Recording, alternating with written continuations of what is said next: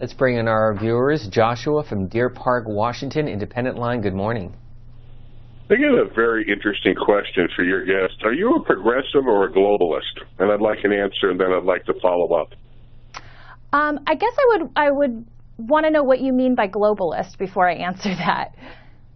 Well, we have a war coming in this country between globalist and nationalist. I find your groups to be globalist. You want to destroy us and come up with this paradigm. People like yourself, who claim to be a woman, probably is a lesbian with a different set of guidelines towards life, want to talk about this country.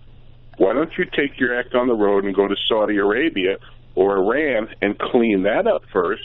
When you Josh, I'm going to jump in. You know, we've had some, I got to tell you, we've had some pretty sharp callers this morning, and some of them have crossed the line, and we want this to be a civil discussion. We certainly want to give you a chance to respond, but we just ask that you ask questions respectfully, not insult the guests that we invite to this program to come here to talk about the issues.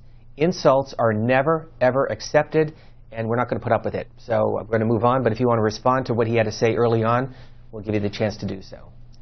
Sure. I mean, I personally don't think being called a lesbian is an insult. I suspect that's the way the caller meant it, but that's okay.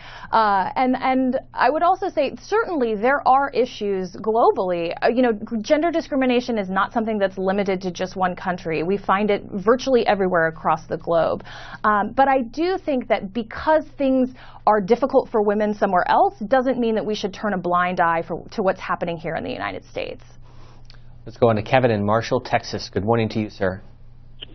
Yes, good morning. First of all, I apologize also for the previous caller. We've had a few this morning, so I guess it's just been reaching a tipping point. So thank you, Kevin.